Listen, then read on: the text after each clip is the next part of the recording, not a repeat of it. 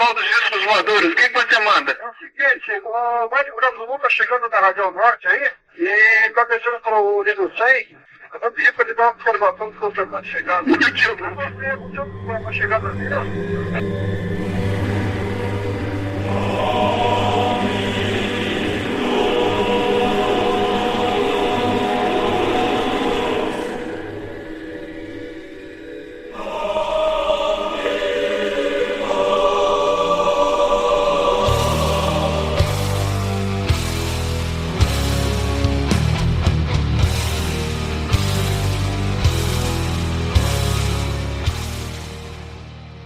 Está começando mais um Acredite Se Quiser, Arquivo Fenômeno.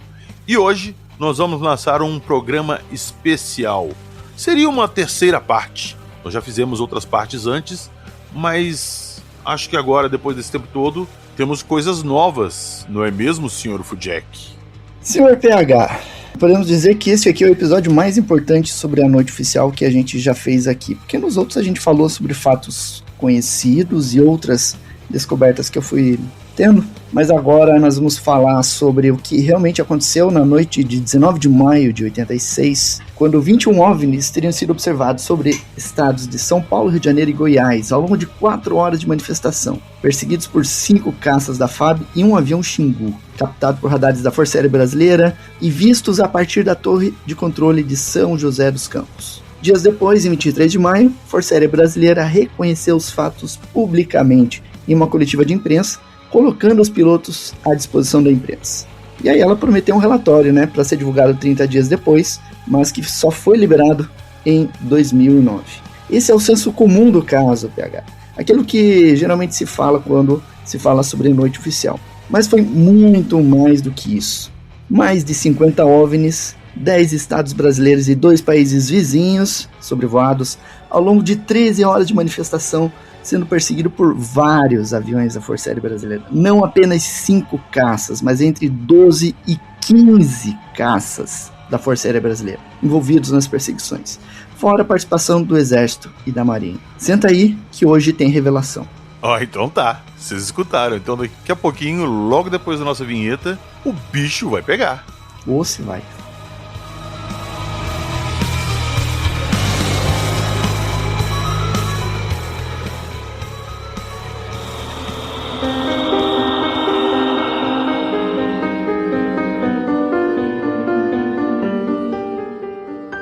Múltiplos avistamentos, Cisdabra, nave-mãe, Judite, seres extraterrestres.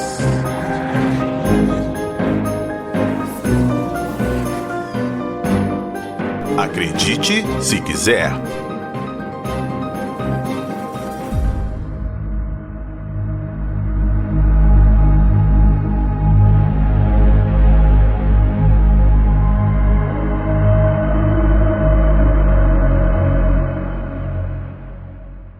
Sr. Fujek, 19 para 20 de maio de 1986, 40 anos da noite oficial. A história básica da noite oficial, acho que todo mundo que gosta de ufologia já conhece, já ouviu, até mesmo a gente aqui no começo lá, Jackson? Bem no inicinho, fizemos 2 episódios da noite oficial, onde trouxemos os áudios dos pilotos, da torre de comando, trouxemos algumas informações que várias pessoas envolvidas na época como militares deram na imprensa.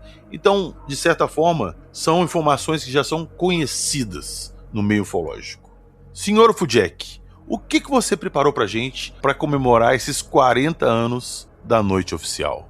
Cara, eu tenho um verdadeiro dossiê sobre esse caso. Hoje, eu posso dizer que eu consegui aprofundar muito esse caso, conversando com testemunhas, civis, pessoas que estavam olhando para o céu naquela noite, espalhados por 10 estados brasileiros, mas não apenas eles. Eu conversei com pilotos comerciais, eu conversei com militares, gente que estava em bases aéreas, em telas de radar, estava na defesa aérea. Então, o que eu tenho muda muitas informações sobre a noite oficial dos OVNIs. Quando falarem em 21 OVNIs, corrija, não foram 21 OVNIs, foram muito mais do que isso. E eu calculo que foi pouco mais de 50 OVNIs sobre os céus do Brasil. Sério? Muito provavelmente, porque enquanto havia 13 OVNIs sobre a cidade do Rio de Janeiro, havia uns 7 ali sobre São José dos Campos, mais uns 3 ali na região de Caçapava, mais uns 2 sobre a cidade de São Paulo, outros sobre Campinas, outros sobre o litoral do estado de São Paulo. Havia uns 3 aqui no estado do Paraná, tinha em Santa Catarina, Rio Grande do Sul, tinha uns 3 ali ao sul de Brasília, tinha alguns ali sobre o estado de Minas Gerais, e dá bem mais do que 21, com toda certeza. Eu tenho plotado no mapa as aparições, então eu posso dizer isso com toda certeza. Provavelmente eram mais de 50 objetos naquela noite. E não foram 5 caças. A Força Aérea falou, mandamos 5 caças perseguir aqueles OVNIs. Não foram. E eu tenho como provar isso. Pela primeira vez eu posso dizer, foi isso que aconteceu. Havia muito mais do que 5 caças envolvidos nas perseguições. Entre 12 e 15 caças estiveram envolvidos. Então, o caso é muito maior do que a gente imagina, muito mais abrangente do que a gente imagina, durando muito mais tempo do que a gente imagina. E a Força Aérea escondeu muita coisa, não liberou tudo que tem, e Exército e Marinha também têm seus segredos que a gente vai expor aqui hoje. Eu já ia te perguntar isso. Nesse tempo todo que a gente conversou os primeiros episódios lá sobre a noite oficial, apareceu mais documentação liberada de forma oficial por eles ou não? Não. A Força Aérea, por exemplo, ela liberou o quê? Ela liberou... em 2009, ela liberou 167 páginas de documentos envolvendo todos os casos do ano de 1986. 68 páginas eram especificamente sobre a noite oficial, sobre a noite dos OVNIs. Em 2015, ela liberou 7 horas de gravações da Torre de Controle de São José dos Campos e 4 das 5 gravações de pilotos de caça, oficialmente enviados. E olha só, com essas informações, com esses documentos, eu analisei detidamente esses documentos, ouvi essas gravações centenas de vezes, fiz reconstituições a partir dessas gravações. Então, todo esse material aí gerou o primeiro livro, O Noite Oficial dos OVNIs, e depois foi gerando vídeos no canal Fenômeno, e com base nas gravações dos pilotos, eu fiz a reconstituição de voo. Eu sei aonde esses 4 pilotos passaram, e nenhum dos 5 pilotos oficialmente enviados chegou sobre a cidade de São Paulo. Todos eles, os 2 F-5 mandados oficialmente, eles foram até São José dos Campos, depois foram para o litoral e voltaram para a base aérea de Santa Cruz. Nenhum deles chegou em São Paulo. Os caças Mirage, os 3 Mirage que decolaram, ficaram ali na região entre Goiânia e Anápolis. Eles não chegaram sobre a cidade de São Paulo. Só que eu fui encontrando muitos e muitos relatos de pessoas falando, eu estava na rua tal, na cidade de São Paulo, no endereço tal, e eu estava vendo aquelas luzes e passou 2 F-5 sobre a cidade de São Paulo perseguindo as luzes. Ou 2 F-5 sobre a cidade de São José dos Campos. E aí, nesses documentos e nas gravações, tem os horários. O horário que o avião decolou, o horário que o avião pousou. E esses depoimentos eram antes desses caças terem decolado. E a investigação não parou. Escrevi o primeiro livro e continuei investigando, como continuo até hoje, e fui descobrindo. E aí até que essas declarações eu deixei numa gaveta, porque eu sabia que nenhum dos 5 aviões tinha passado sobre a cidade de São Paulo. Era uma aparente contradição, era um relato até então duvidoso. Vários relatos que eu tinha. E aí então eu encontrei 2 entrevistas do coronel Zeli Silva falando, nós estávamos vindo de Brasília para São José dos Campos, o controle avisou, a gente desviou o caminho, quando estávamos chegando na cidade de São Paulo, nós conversamos com um piloto de F-5 que estava passando sobre a cidade de São Paulo. Detalhe, o voo do coronel Zeli Silva, perseguindo OVNIs, foi entre 8h30 e 9h30, 1 hora antes do primeiro caça oficial decolar. Então, o Zeli Silva, sem saber, confirmou que havia 2 F-5 voando antes, que a Força Aérea nunca revelou. Ô Jackson, rapidamente, deixa eu te interromper aqui. Por que ela admitiria oficialmente que ela enviou 3 caças ali partindo de Anápolis e não admite oficialmente os outros que estavam sobrevoando São Paulo, sob Bernardo do Campo? Por que disso? Bom, o regime militar terminou em 85. Em 86, eles estavam reconstruindo as suas imagens, o Exército, a Marinha e a Aeronáutica. A imagem deles estava muito arranhada, eles estavam trabalhando a imagem deles perante a sociedade. Como eles viram que a noite oficial tinha sido extremamente abrangente, intensa, com muitas testemunhas, eles ainda não tinham ideia da abrangência de testemunhas, ficou decidido então, isso que eu tô falando é bastidores, tá? Exército e Marinha Aeronáutica se envolveram na história, ficou decidido que apenas a Força Aérea faria declarações públicas, sendo, digamos assim, o para-choque, para as outras duas ficarem escondidas e ninguém falar sobre elas. Força Aérea, então, teria que admitir que os fatos aconteceram. Se ela negasse os fatos, ela passaria por mentirosa. Então ela tinha que admitir até certo ponto. Então, melhor admitir que caças decolaram, porque havia testemunhas disso, e restringiam o número. Colocaram lá, então, 5 caças envolvidos, porque esses 5 caças foram enviados para interceptar, eles estavam armados. Os outros aviões, quando eu fiquei sabendo que havia esses outros aviões e o coronel Osiris Silva confirmou a existência deles, a minha dúvida era da onde eles estavam vindo, para onde estavam indo, por que estavam no ar. E aí essa dúvida se desfez quando eu conversei com um controlador de voo da Defesa Aérea que estava atuando na noite oficial, na noite dos OVNIs. Ele estava de plantão na Defesa Aérea e ele me revelou que ao final da tarde havia um treinamento de reabastecimento em voo com F-5.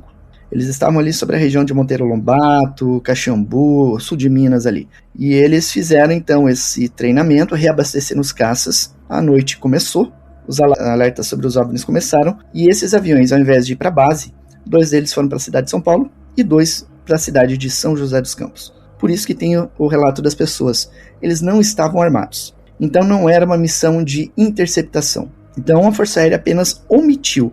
Até porque se ela falasse, olha, 12 caças, 15 caças decolaram atrás dos OVNIs e a gente não conseguiu nada. A mídia e a população ia cair matando, né? Puxa, mas estão gastando dinheiro público para perseguir disco voador. Mas o que é isso? Né?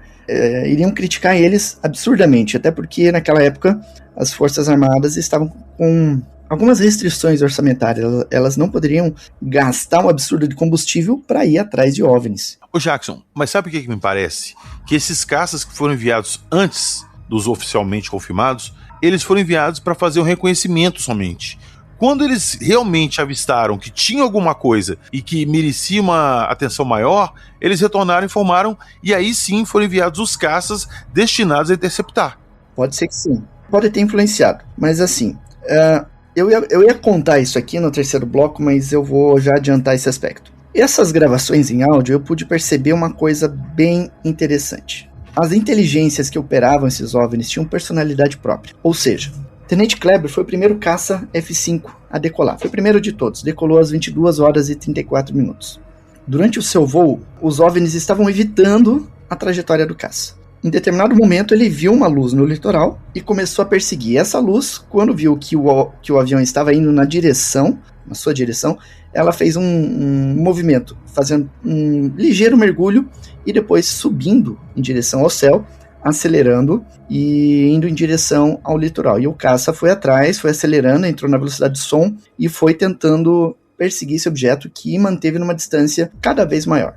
Então esse objeto era bastante arredio. No caso dos aviões do avião do Capitão Jordão, né? Esses OVNIs, eles não se mostraram inicialmente, se aproximaram do avião por trás, eles vieram pela frente, passaram por ele e fizeram um voo em formação. Eram 13 objetos. Ficaram 6 de um lado e 7 de outro. E depois se afastaram e não deram muita bola, mas depois disso mantiveram uma certa distância. No caso do Capitão Viriato, que decolou ali por volta das 22h50, quase 23 horas, ele perseguiu OVNIs, ele conseguiu chegar a questão de 1 milha de um desses objetos, em torno de 1.800 metros. Ele não conseguiu ver esse OVNI que ele estava perseguindo, mas esse OVNI ele deixou que o caça chegasse perto para que depois ele mostrasse a capacidade que ele tinha, se afastando rapidamente, chegando a Mach 15, fazendo movimento de zigue-zague. Então, deixou o caça comendo poeira. Você escuta na gravação o piloto falando, estou a distância de 10 milhas. Passa vários segundos, aí ele fala, estou agora a 9 milhas. E assim vai passando um bom tempo, leva muito tempo para ele chegar a 1 milha. E aí, quando esse objeto acelera, o piloto fala algo mais ou menos assim, estou a 1 milha, o objeto está acelerando. 2 milhas, 4 milhas, 10 milhas já, 20 milhas, perdi contato. Então, é muito rápido, nesse tempo, cara, ele acelera uma velocidade absurda, chegando a Mach 15. Aí as pessoas podem questionar, mas como que calculou Mach 15? O alcance do caça era em torno do radar do caça, né? Era em torno de 20 milhas. Se você calcula o tempo que ele leva para percorrer 19 milhas, você já consegue calcular a velocidade do objeto, né? Então chegaram aí a calcular em torno de Mach 15. Continuando aquela questão da personalidade dos objetos, o OVNI que perseguiu o caça do Capitão Rodolfo, ele era extremamente curioso em relação ao caça, porque ele ficava o tempo todo rodando em volta do caça, acompanhando as manobras. Quando o avião fazia uma manobra, ele se colocava à frente do avião, depois ia para trás do avião, passava por cima, por baixo, enfim. Ele demonstrou uma grande curiosidade com o avião do Capitão Rodolfo. Então você percebe comportamentos diferentes nesses objetos. Isso é bastante interessante. Agora, sobre o que você tinha falado sobre o reconhecimento, ainda dentro desse aspecto aí que você tinha perguntado, os pilotos que foram deslocados dessa missão de reabastecimento em voo, todos eles viram esses objetos e chegaram perto. Eu tenho testemunhas em São José dos Campos, por volta das 8h30, que estavam ao norte da cidade de São José dos Campos, que viram eles viram um objeto esférico grande e 2 caças cercando esse OVNI, 2 F-5. E o OVNI foi embora, deixou eles comendo poeira depois. E na cidade de São Paulo, segundo o operador da Defesa Aérea me comentou, esses pilotos chegaram perto do objeto, mas bastante perto, e viram alguma coisa assim com bastante detalhes, inclusive.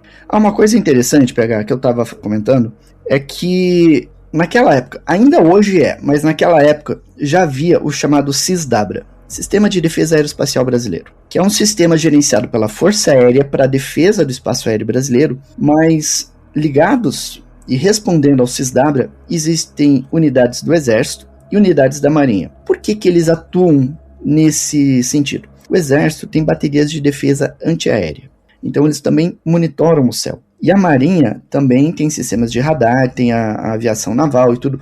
Então eles fazem monitoramento do céu e também atuam na defesa aérea. E o que aconteceu foi que, na noite dos OVNIs, quando esses OVNIs começaram a surgir, o SISDABRA foi acionado e essas unidades foram acionadas também.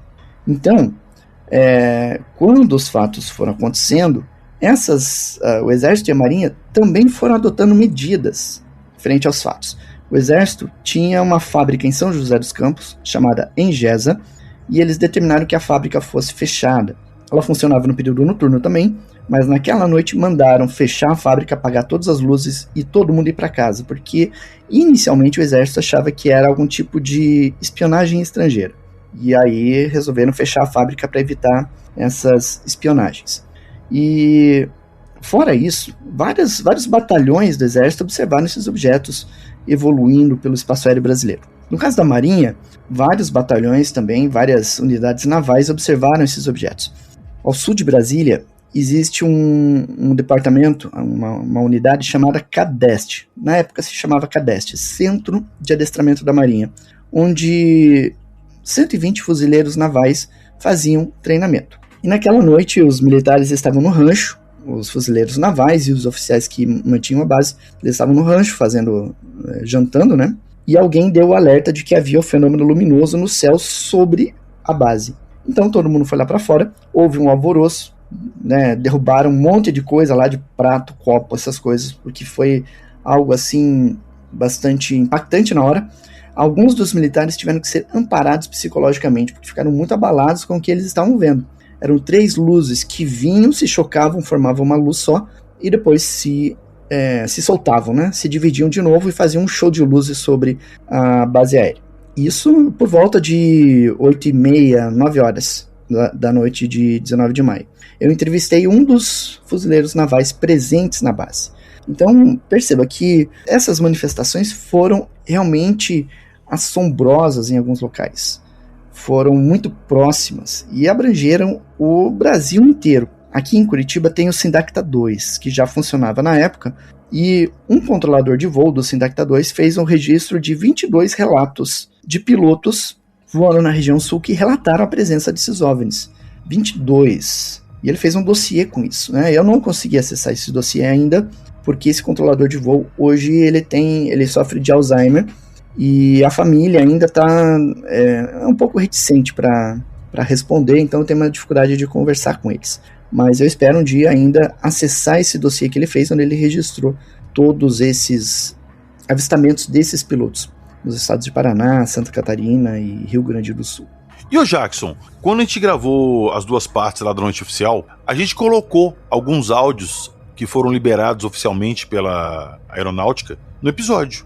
Mas eram áudios muito ruins, e alguns pontos a gente nem escutava. Cara, de lá pra cá a gente tem a IA, que melhora, realça, tira ruído. Você chegou a fazer alguma coisa nesse sentido com esses áudios? Cara, eu consegui limpar todos os áudios. Tirei todos os ruídos, eles estão com uma qualidade muito boa. Vamos colocar alguns trechos aí pro pessoal ouvir, os trechos mais legais, mas não tem mais aquele barulho infernal que tinha. Oh, meu amigo, que maravilha. Então vamos lá, vamos escutar então um trechinho desse áudio aí, restaurado pelo Sr. Ufo-Jack. Os tanques passagem dentro da pista, eles mudam de cor o tempo todo. Ficam vermelhos, amarelos, verdes, azuis, brancos. Tô vendo aí. Porra, tem um passando baixo, cara. Tá bonito. Genial, meu irmão. Porra, rapaz. Tô arrepiado, meu irmão. Eles estão baixos, é por isso que você perdeu. Tem 2 altos aqui na linha da crista e tem mais uns 2 ou 3 embaixo. Vou no baixo agora. Porra, cara, tá bonito pra caramba. Mas não ia sair nada, ia sair apenas pontos pequenos. Mas tão bonito, rapaz. Não, os 2 mais altos continuam mudando de cor. Tem 2 mais longe agora, são apenas pontos brancos. Continuam se movimentando. Coisa linda, meu irmão. Eu tô ficando rodado. Tem uma torre pra mim que eu tô vendo aqui agora. Mais bonito, cara. Rapaz, que peça que tá tirando esse cor.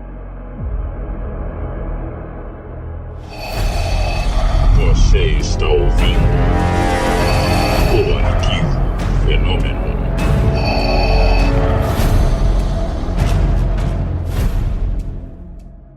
Bom, um dos momentos mais importantes da Noite Oficial, um dos horários mais intensos, digamos assim, ocorreu ali por volta das 20h30. 20h30 foi o evento que eu citei lá de Brasília, né, do Gama, lá do Cadeste. Mas nesse mesmo momento, às 20h30, havia uns 13 objetos ali sobre a cidade do Rio de Janeiro, na região litorânea. Havia alguns ali na região de São José dos Campos. Tinha um OVNI, cara, que o militar da Defesa Aérea, inclusive eu tenho autorização para falar o nome desse militar, ele se chama Daniel Fernandes e hoje ele é doutor em antropologia pela Universidade do Pará. Ele me relatou o seguinte, que havia um OVNI que ficava voando entre São José dos Campos e a base aérea de Santa Cruz. Ele ficava fazendo esse movimento, indo e vindo, indo e vindo, indo e vindo. E aquele trecho ali é o trecho da ponte aérea, os aviões entre Rio de Janeiro e São Paulo. Mas enquanto um avião da ponte aérea fazia aquele trecho entre São José dos Campos e a base aérea de Santa Cruz, fazendo aquele caminho, a duração de voo, né, o tempo que esse avião levava para fazer esse percurso, aquele OVNI fazia 5, 6 vezes aquele caminho, indo e voltando. Não se sabe por que ele ficava fazendo esse movimento, mas ficou por muito tempo indo e vindo nessa aerovia. E nesse momento, às 20h30, esse objeto já estava fazendo esse movimento. E nesse horário, por volta das 20h30, uma outra testemunha nossa, o Luiz Silva, ele estava com a então noiva dele, hoje é a esposa, eles estavam jantando na Ilha Porchá. Ali tem um bar panorâmico que dá vista para toda a Baía de Santos. E ele estava na varanda e ele viu um objeto vindo do oceano, vindo do mar, em direção à cidade de Santos, passou por cima da Baía de Santos, passou sobre Santos, São Vicente, foi em direção à cidade de São Paulo. E esse objeto era imenso, um charutão vermelho, uma luminescência avermelhada. Passou e seguiu. Foi em direção à cidade de São Paulo. E ele é bem enfático em declarar que enquanto ele estava lá com a noiva dele, estava aquele barulho ambiente de restaurante, pratos, copos, música, pessoas conversando, talheres e tudo. Quando essa nave estava passando, estava um silêncio, porque estava todo mundo olhando aquilo. Fora as pessoas na região, eu sei que outras pessoas viram também esse objeto passando sobre a cidade. Passou a uma média altura. A estimativa de altitude desse objeto, segundo o Luiz, naquela região ali, os aviões costumam passar em direção à cidade de São Paulo, pousando ali em Congonhas. Esse objeto estava na metade da altitude dos aviões, nem muito alto nem muito baixo. Ele foi em direção à cidade de São Paulo. As testemunhas que viram esse objeto na cidade de São Paulo falam que ele estava realmente bastante alto, então a gente entende que esse objeto foi ganhando altitude para passar por a cidade de São Paulo e chegou então ali bem perto da cidade de Campinas, onde ele soltou alguns objetos menores e virou à direita, seguindo ali em direção ao Vale do Paraíba, São José dos Campos, Taubaté, aquela região ali. Isso era um tipo de nave-mãe, então, Jackson? É uma nave-mãe, sim, é uma nave-mãe. Inclusive, nós temos gravações da Força Aérea depois falando sobre nave-mãe. Então, esse objeto ele foi em direção ao Vale do Paraíba, foi visto de longe pelo coronel Zeri Silva e pelo comandante Alcir. Depois, esse objeto ele virou em direção à serra, onde ele desceu e pairou por um tempo. E aí, então, esse objeto ele pairou e ele desceu ali sobre a serra, bem perto ao solo, e testemunhas puderam estimar o tamanho desse objeto, pois uma ponta ficava em um trevo e a outra ponta ficava numa área situada a 1.500 metros de distância. Então, você estima que o objeto tinha 1.500 metros de comprimento. 1,5 km? 1,5 km. Depois esse objeto subiu de novo, não se moveu para nenhum lado, ele só subiu, ganhou altitude, e nesse momento ele foi captado por radares da Força Aérea. O operador do radar captou aquilo. No radar aparecia um objeto grande, cheio de pontinhos em volta, porque havia pequenos objetos ao redor dessa nave-mãe. E aí ele ligou para a torre de controle de São José dos Campos, questionando se ele estava vendo um objeto a questão de 8 milhas, de 6 quilômetros do aeroporto. E aí o sargento Sérgio Mota pegou o binóculo, apontou para o objeto e ele viu o objeto e os pontinhos em volta. E o controlador, ele estava falando 1.500, e aí ele foi interrompido na comunicação pelo sargento Mota. Não chegou a falar 1.500 metros, mas ele ia falar que o objeto tinha 1.500 metros. Caramba, velho. Ô, Jackson, um negócio desse tamanho, muita gente deve ter visto. Muita gente. E os militares, eles já estavam cientes dessa nave-mãe, porque assim que esse objeto estava passando sobre a cidade de Santos, eles acionaram a base aérea de Santos, que tinha um destacamento de helicópteros da FAB ali. E um helicóptero decolou para tentar observar esse objeto do alto, mais de cima, ou tentar se aproximar. Só que quando a equipe conseguiu realmente decolar, esse objeto já estava lá em São Paulo. E aí eles acabaram não vendo esse objeto, né? Mas já estavam rastreando ele. E o Luiz Silva, ele trabalhava no serviço móvel marítimo da Embratel.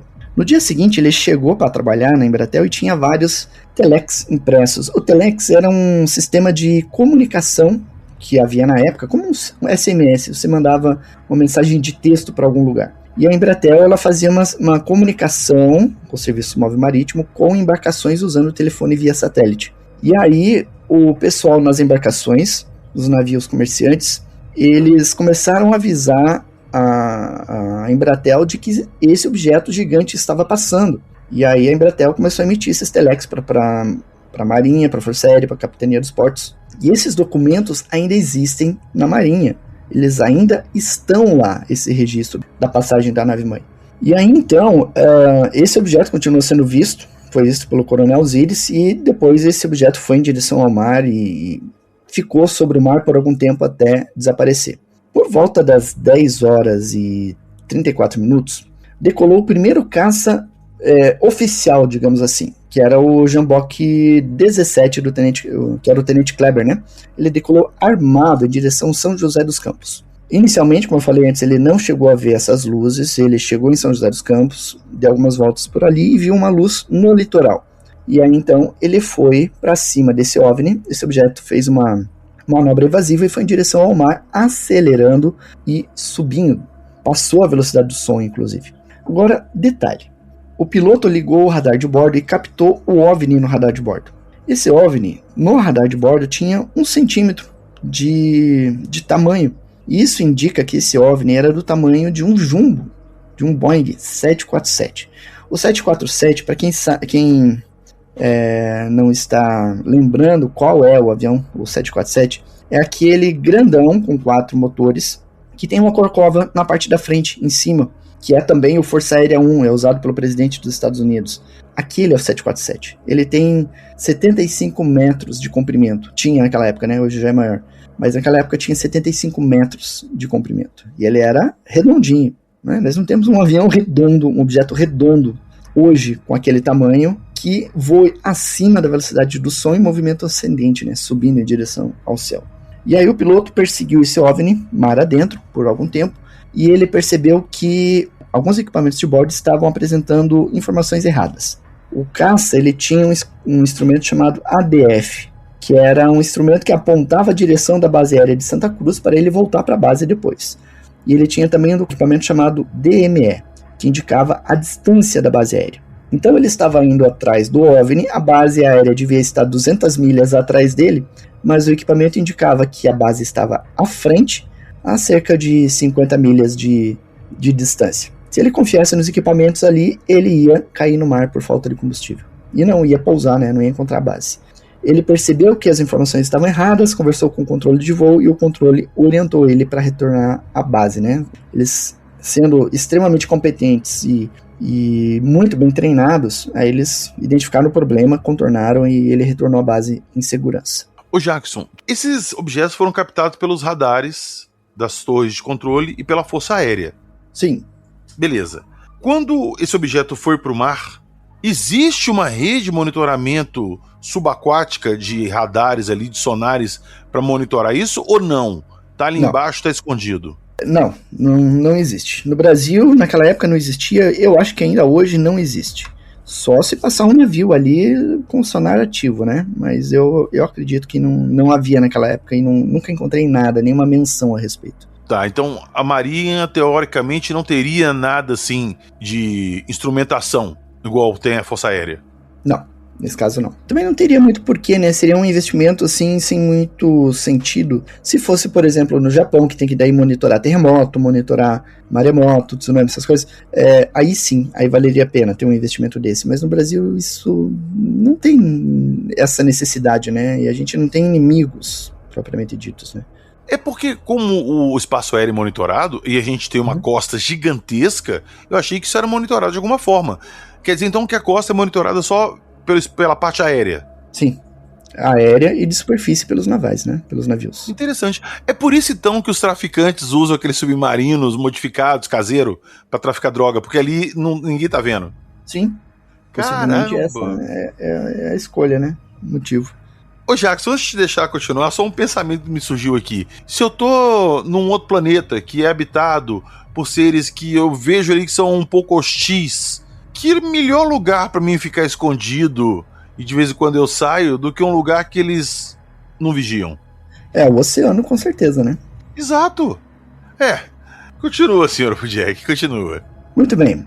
Depois do Tenente Kleber, decolaram quase ao mesmo tempo 2 outros aviões. Um deles foi o capitão Márcio Brizola Jordão, o Jambox 07, que decolou às 22 horas e 50 minutos, também com a missão de ir até o Vale do Rio Paraíba, ali em São José dos Campos, e interceptar esses objetos. Então esse é aquele momento em que o controlador de voo relata que havia vários alvos não identificados a 50 quilômetros à frente do caça. E 15 segundos depois ele fala que havia numerosos alvos, numerosos tráfegos atrás do caça e que estavam voando informação com ele. Então em 15 segundos eles percorreram essa distância de 50 quilômetros e poucos segundos depois já estavam ali na divisa entre os estados de Rio de Janeiro e São Paulo, onde havia uma área de concentração ali desses objetos. Então, esse é um momento que demonstra a capacidade, né, tecnológica e a inteligência por trás desses objetos, né? E daí o piloto continuou a sua perseguição, foi até São José dos Campos, não viu nenhuma luz. Mais para frente na missão ele observa uma luz vermelha em direção ao litoral, ele tentou perseguir, mas como o combustível estava acabando, ele voltou para a base aérea de Santa Cruz. E quando ele estava voltando para a base, deu interferência no radar de bordo, com várias tarjas pretas, assim, aparecendo na tela, né, dando um aspecto de interferência. Às 22 horas e 48 minutos, decolou o caça do capitão Viriato, o Jaguar 107, que em 5 ocasiões captou OVNIs no radar de bordo e travou a mira no objeto, mesmo sem ver o objeto. Ele fala na gravação Judite, ou seja, ele travou os sensores do caça no alvo. E na maioria das vezes esse objeto deixava o caça chegar perto e depois ele acelerava numa velocidade absurda, chegando a Mach 15 voando em zigue-zague. Então uma capacidade que ainda hoje a humanidade não possui. E ô Jackson, mais uma coisa, será que se eles se abrissem fogo contra o objeto, seria efetivo? Provavelmente não, né? Se o avião conseguia chegar a Mach 15, eles não estavam com mísseis, eles estavam com metralhadoras apenas. Mas se disparassem o míssil ia ficar para trás, o OVNI estaria mais rápido que o míssil, não ia acertar. Às 23 horas e 17 minutos, decolou o capitão Rodolfo, o Jaguar 98, também lá da base aérea de Anápolis, e durante a missão dele, ficou muito claro que as inteligências por trás dos OVNIs conseguiam prever as ações do piloto, porque o piloto ia virar para a direita, o OVNI, antes do avião fazer a manobra, o OVNI passava à frente e se colocava na rota que o avião ia passar durante a curva, e acompanhava a curva do piloto, depois vinha para trás de novo. Então ele antecipava as manobras. Não sei se ele estava ouvindo as comunicações ou tinha algum tipo de forma de prever o pensamento do piloto, mas enfim, ele antecipava as manobras. Se houvesse um disparo, eles iriam antecipar o disparo também. Será que eles já tentaram fazer algum abate antes?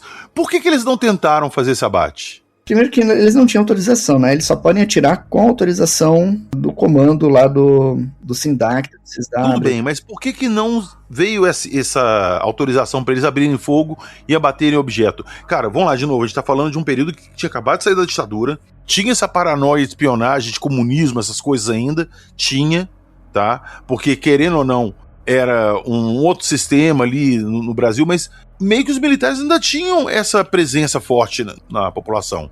Então eu não consigo entender de não ter tido essa autorização para abate, já que eles não identificaram no que poderia ser e tal, e poderia se tratar de uma ameaça hostil ao Brasil. O brigadeiro José Carlos Pereira sempre falava que no Brasil não se atira em OVNIs. Mas, em 1977, a Força Aérea tentou disparar contra um OVNI sobre Brasília. Tem documentos a respeito. Inclusive tá Sério? lá no canal. Sim. Mas... Peraí, calma. Faz um pequeno pra isso rapidinho. Pera aí você. Eu já vou dar um spoiler aqui. Tá. Na noite dos OVNIs, militares dispararam contra OVNIs. Na noite oficial? Na noite oficial. Mais detalhes no bloco 3. Eita! Chega o bloco 3. O que você ia falar? Putz, eu agora já nem sei já, que você me pegou desprevenido com isso aí. Pois é, meu amigo. Quando eu falei que tem revelações aqui, eu não tava brincando não, cara.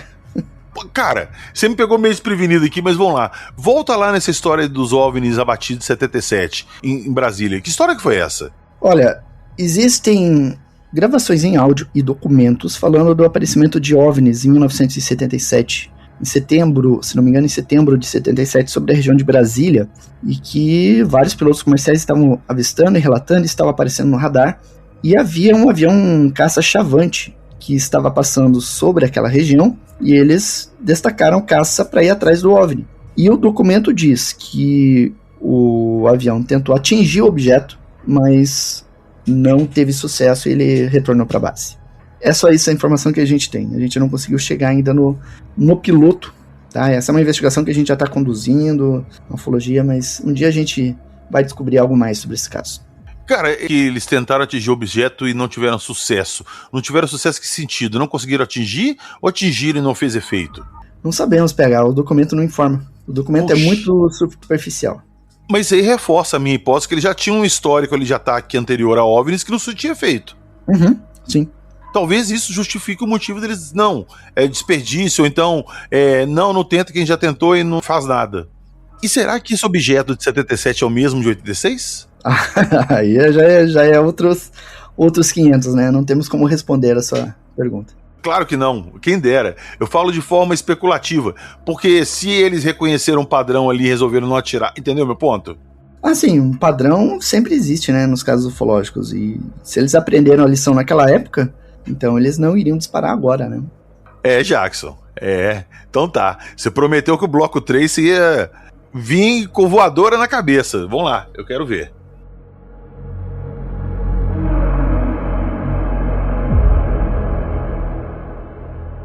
Ok, eu tenho um contato aqui a 12 milhas e meia. Estou na 140. Prossiga nesse contato. Estou em Judite agora. 7. 12 milhas. 7. Acelere para ponto 9 de marca. Rodando para ponto 9. 10 milhas e meia. 7. Sua conta corrente? 699. 7. 10 milhas. Está aumentando. Aumentando a distância, confirme. Afirmativo. 10 milhas, 9 milhas, Gente. 8 milhas e meia. Confirma armamento. Ok, vou ligar a marcha tá aí, ok? Gente. 7 milhas. Gente. 6 milhas. Tem contato visual? Negativo. Curvada à esquerda. Gente. 5 milhas. Distância está aumentando de novo, ok? Gente. Plantando rápido. 10 milhas. 14 milhas já. Mantendo o Judite? Matando Judite. 20 milhas, 21 milhas. Está aumentando muito rápido. Gente, nessa proa. Tá minha antena... Ok, perdi Judite, tá? Confirme, perdeu o Judite. Perdi Judite. Aparentemente curvou à direita, ó. Gente, curva à esquerda da proa 320. Esquerda 320.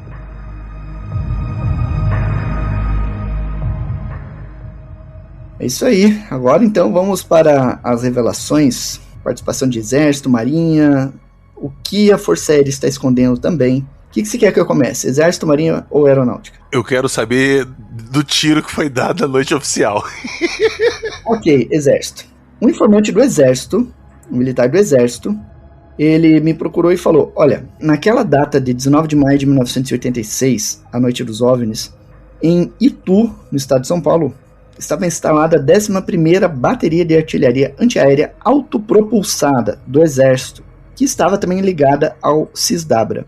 Essa unidade disparou contra os OVNIs na noite dos OVNIs, segundo o nosso informante.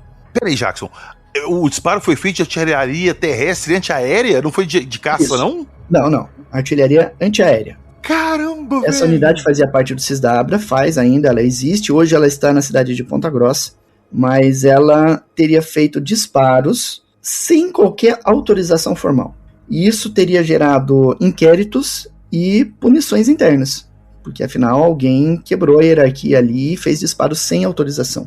E isso obviamente gerou documentos que estão lá na 11ª Bateria de Artilharia Antiaérea Autopropulsada. Você teve acesso a esses documentos? Não, mas as pessoas me descreveram mais ou menos o que tem nesses documentos.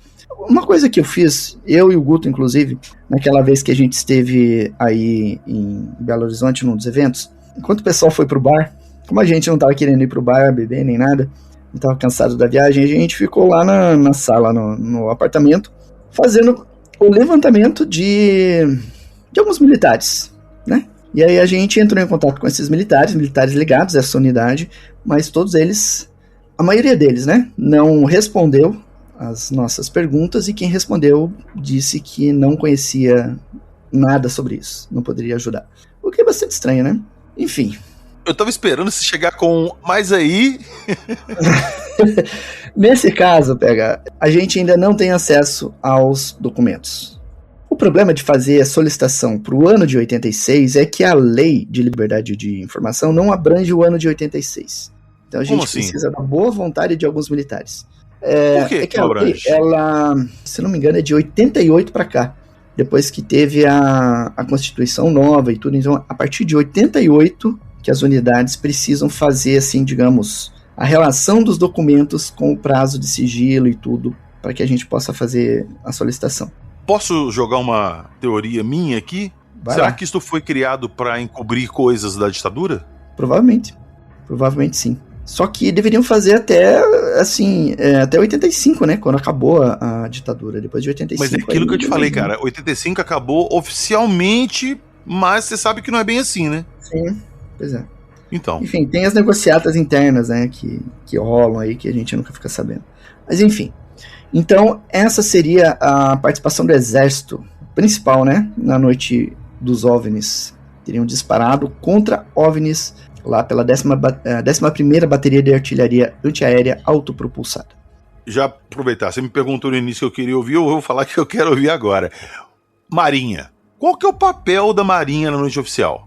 Bom, quando passou a nave-mãe, surgiram todos aqueles documentos lá da Embratel e isso foi enviado para a Marinha. A Marinha tem todos esses documentos. Ela tem documentos também sobre a situação que ocorreu lá no CADEST. Afinal de contas, quando ocorre algo diferente, isso é notado em relatórios e é mandado pro comando, né? Então, como vários ali tiveram que ser amparados em função do fenômeno, isso gerou documentação. Então, existe documentação sobre esses fatos ocorridos no CADEST na noite dos OVNIs. Além disso, várias embarcações na região do Rio de Janeiro as pessoas, os tripulantes, observaram esses OVNIs. Eu encontrei o relato de um militar que estava na fragata Liberal, e, segundo ele, vários membros da embarcação ali viram as manifestações. Isso também é registrado em relatórios e em diário de bordo das unidades navais. E tá lá no arquivo. Então, nós estamos denunciando a existência, estamos falando o que existe, aonde existe. Agora, cabe aos militares liberarem essas informações. E qual que é a chance real disso aí ver a luz do dia? Se depender da postura dos militares que estão comandando isso, nenhuma. Agora, se depender da vontade dos militares que têm simpatia com ufologia, pois existem vários ali, e também da união da comunidade ufológica e de cada um que está nos ouvindo agora, aí a gente tem chance de conseguir. Porque se cada um de nós que está ouvindo esse programa se prontificar a fazer solicitações, a entrar lá no site Fala BR, lá no Fala BR você consegue fazer solicitação de documentação do Exército, Marinha, Aeronáutica, de qualquer unidade do governo brasileiro. Você vai fazer um favor para mim então, Jackson. Para mim e para todo mundo que tá escutando. Você vai me passar esse link de solicitação, eu vou deixar na descrição do episódio, pessoal, ir lá para todo mundo fazer essa cobrança. Vão tentar fazer isso ser liberado. Sim. Eu acho que se todo mundo, se cada um de nós, vamos supor aí, se 500 pessoas que estão ouvindo esse episódio hoje fizerem essa solicitação, vai chegar um ponto que eles estarão sobrecarregados com a mesma solicitação, aquela mesma solicitação que chega dia após dia, que vai chegar um ponto que eles vão ter que liberar por cansaço. Então, vamos botar pressão, todo dia fazendo solicitação lá. A solicitação leva 30 dias para ser respondida, mas quanto mais pessoas pedirem isso, mais pressionados eles estarão, mais sobrecarregados eles estarão, e eles vão soltar essa informação até para que pare essa incomodação, né, pro lado deles. Então vamos pressionar mesmo, vamos pressionar, entra no Fala BR, você provavelmente já tem um acesso lá, se não tiver, faz, é bem facinho de fazer, vai lá nas guias de solicitação e começa a pressionar Exército, Marinha e Aeronáutica para liberar os documentos sobre OVNIs no Brasil. Ô Jackson, deixa eu te fazer uma proposta então, eu vou te dar um trabalhinho agora, hein? Não é possível você criar um post lá no Fenômeno com o passo a passo, o link já o pessoal criar, fazer toda a sua solicitação, o que eles têm que pegar, para todo mundo. Eu deixo o link lá do Fenômeno, o pessoal acessa o Fenômeno e por lá tem o passo a passo todo para ninguém errar e fazer isso. Pra gente tentar ver se consegue isso. Você topa? Eu vou preparar algo lá pro portal. Lá no canal já existe, já tem um vídeo explicando isso, como faz e como solicita e tudo. Mas eu tô para fazer mais uma live ensinando como fazer isso. Então vai ter uma live e vai ter um artigo lá explicando lá no Fenômeno como fazer a sua solicitação lá dos arquivos oficiais. Eu vou deixar então o link que estiver disponível no momento da publicação desse episódio para vocês, tá? Seja desse vídeo lá do canal Fenômeno, de alguma coisa lá no site. Corram lá na descrição que vai ter alguma coisa, beleza? Mas fiquem no aguardo das lives do Sr. UFOJack. Muito bem, vamos falar de Força Aérea. Eu consegui contato com vários militares que falaram, abriram o seu conhecimento, né, sobre esses fatos. Eu já falei para vocês sobre esses 4 caças, 2 em São Paulo, 2 em São José dos Campos. Havia outros 2 caças que perseguiram OVNIs sobre o Rio de Janeiro ao final da tarde. Um objeto grande passou sobre a cidade e 2 caças passaram na mesma rota pouco depois, 2 F-5. Além deles, teve o helicóptero que decolou da base aérea de Santos para tentar acompanhar a nave-mãe, mas nós temos aeronaves que decolaram da base aérea de Pirassununga, que a Força Aérea nunca relatou. O Jaguar 98, o capitão Rodolfo, durante a sua missão, e existe a gravação dele falando isso, ele sugere ao comando, à defesa aérea, que sejam acionados outras aeronaves para ajudar nas buscas. Ele cita, inclusive, uma aeronave T-25. E o alto comando, a defesa aérea, aceitou a sugestão e acionou 3 unidades, 3 aeronaves para perseguir esses objetos. Então, por ordem do Major Cerqueira, essas 3 aeronaves decolaram de Pirassununga. Era uma aeronave Regente, U-42, eu tenho até o prefixo dela, FAB 2965. Decolou também um Cessna T-37, prefixo FAB 0931, e decolou um T-25, prefixo FAB 1831. E essas aeronaves, cada um foi para uma área diferente. Esses aviões existem até hoje? Sim, todos eles existem, alguns já foram aposentados, outros estão em vias de ser aposentados. E um desses aviões ficou na área de Goiânia e Anápolis, outro foi ali para a região de São José dos Campos, e outro foi para uma área ao norte de Guarulhos. Esse avião que foi ao norte de Guarulhos filmou e fotografou um dos OVNIs que estavam ali, que parou ali por um longo tempo. Tem isso? Tem isso, a Força Aérea filmou e fotografou os OVNIs na noite oficial. Não, deixa eu refazer a minha pergunta. Você tem isso? Não, eu não tenho. Isso é uma das coisas que a Força Aérea nunca falou e nunca liberou. E que nós estamos denunciando a existência agora. E aqui mais uma perguntinha. Você me contou nos outros episódios que nós gravamos que alguns aviões envolvidos na noite oficial, eles adquiriram uma espécie de magnetismo. Eu até perguntei se esses aviões que você citou os prefixos existiam, você falou que sim, que alguns estão aposentados e tal, justamente por causa disso. Não foram todos que apresentaram essa anomalia? PH, olha, aqueles caças que foram para São Paulo e São José dos Campos estavam fortemente magnetizados. Um deles precisou ser aposentado. Esses 3 aviões que decolaram de Pirassununga, os 3 estavam fortemente magnetizados. Os técnicos que fizeram a manutenção nesses aviões de Pirassununga, eles registraram tudo isso em formulário no relatório de manutenção, que também a Força Aérea nunca liberou. E como eles estavam fortemente magnetizados, esses aviões foram desmontados, enviados de caminhão para São José dos Campos. E depois de um bom tempo, eles voltaram para a base aérea de Pirassununga, voando novinhos em folha, com pintura, com até os parafusos que estavam frouxos lá, estava tudo certinho, como se tivesse saído de fábrica. Cara, isso é a mesma história, eu vou esquecer o nome agora, mas é uma metáfora que, vamos supor que você tem um barco, tá? Aí você, gradualmente, você vai e troca o piso, depois você troca o revestimento, troca o motor, troca as velas, troca o acabamento. É o barco seu original ainda? Em tese, sim, mas de certa forma também não é. Ou seja, por que eu estou falando isso? Esses aviões eles foram enviados para lá, essas peças aí magnetizadas e tal foram retiradas e guardadas ou, sei lá, examinadas. Eles remontaram os aviões e devolveram eles intactos para tipo assim, nada aconteceu. É isso. Mais ou menos isso. E para que eles pudessem continuar sendo usados, né? Na base ali e tudo, né? Para treinamento. Um dos aviões, o Cessna T-37, ele apresentou o mesmo problema do F-5 do Tenente Kleber. Ao invés de mostrar a direção da base em uma determinada direção, ele estava apontando na direção oposta. Isso aí a gente conclui que é alguma coisa de interferência magnética. Uhum. E aqui, só mais uma perguntinha. Se isso aí não foi liberado pelo Exército, como você teve acesso a isso e ficou sabendo disso? Informantes.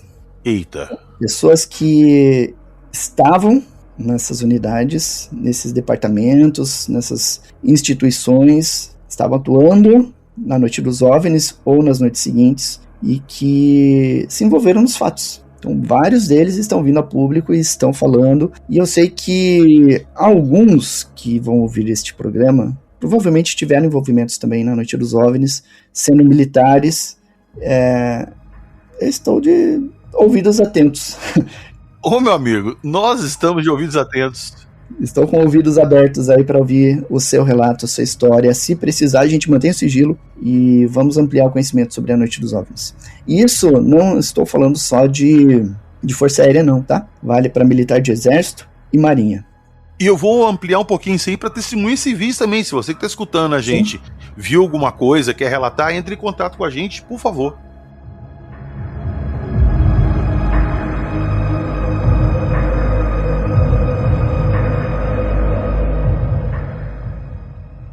Ô Jackson, e vamos lá.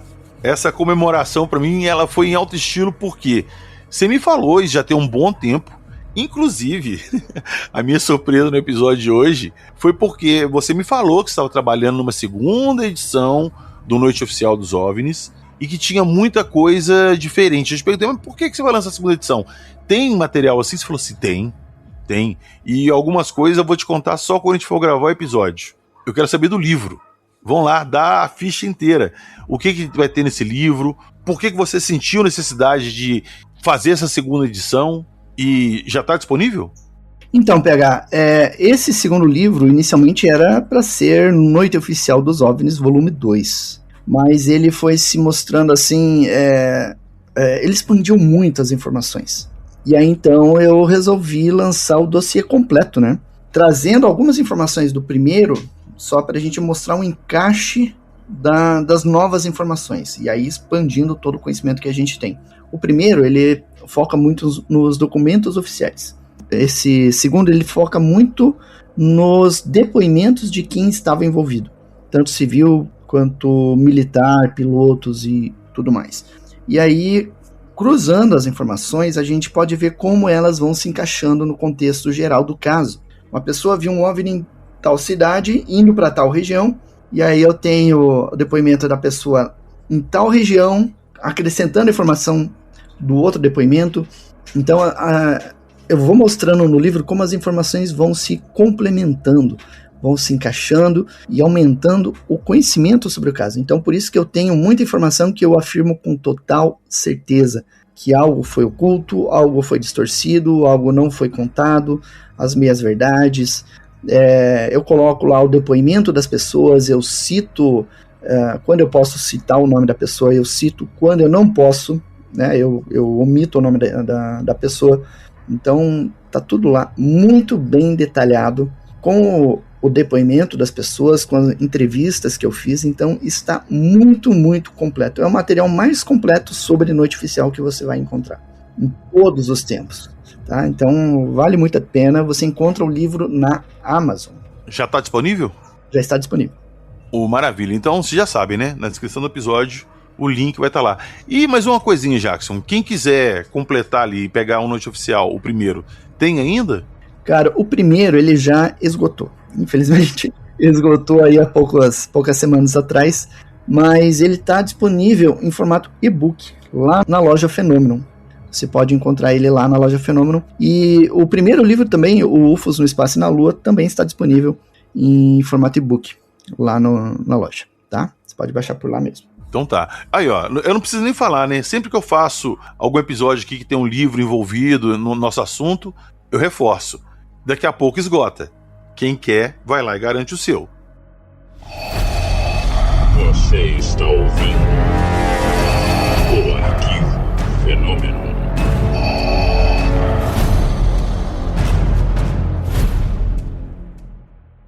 Então hoje nós fechamos ali os nossos episódios, pelo menos por enquanto, né, Jackson?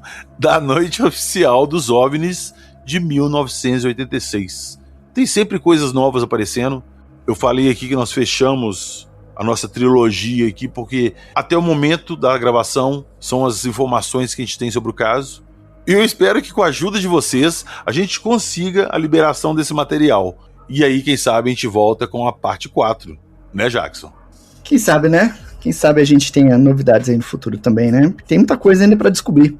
Apesar de tudo que a gente já descobriu, que a gente consegue expor atualmente, ainda tem muita coisa para descobrir, muito documento para ser revelado. Pois é, cara. Igual você acabou de falar, tem muita coisa, muito documento ainda para ser descoberto e revelado.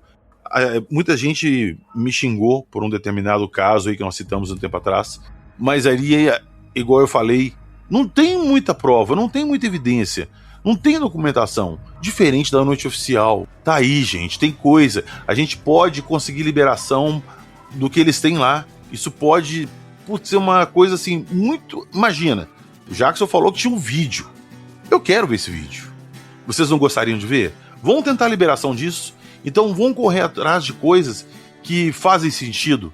Vão focar atenção em casos ufológicos que merecem atenção? Tá aí a Noite Oficial. Eu conto com a ajuda de todos vocês, hein? Distant earth rise long ago, lingers at the borders of our minds. Mysteries spinning in the dark, in the frozen emptiness of time. We were lost and we never knew who we were, what we left behind. Eu vou deixar na descrição do episódio para vocês todos os links de tudo que nós falamos aqui. Do livro novo do Jackson, desse formulário de inscrição. Eu vou deixar links lá para vocês de matérias do fenômeno da Noite Oficial para vocês darem uma olhadinha. Então, corram lá que vai ter muita coisa para vocês darem uma olhada. E igual eu falei no encerramento do último bloco, dê uma moral lá nessa liberação de documentos. Vocês vão perder 5 minutinhos ali que pode fazer diferença. Então, deem essa moral, vão tentar liberar isso, beleza? E lá na descrição do episódio tem um link do nosso site, Acredite se quiser, podcast.com.br. Quer trocar uma ideia com a gente sobre ufologia, sobre natural, essas coisas? Acesse o nosso site, faça a assinatura e já tem acesso ao nosso grupo do WhatsApp. Vem trocar ideia com a gente lá. Valeu, nos vemos na próxima semana com mais algum caso ufológico. E não se esqueçam que... Não, mentira, dessa vez eu vou terminar diferente, Sr. Fudiek. Porque a noite oficial não é acredite se quiser, não. Tá aí. Pois é. Então, eu vou encerrar esse episódio hoje diferente. Que aqui nós trazemos a documentação da noite oficial. Trazemos evidências da noite oficial. Acredite de qualquer jeito. Porque tá aí. Valeu, Jackson. Isso aí. We'll navigate the seas of the sun. Our children will go on and on to navigate the seas of the sun.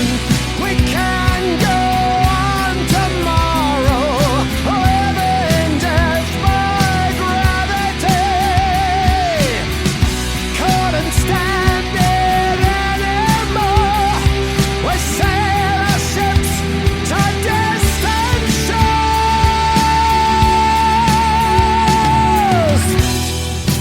Purple, golden, blue, living colors, every hue. Flowers in the garden of the gods. No one can ever know if you never saw them grow. But this darkness is really full of light.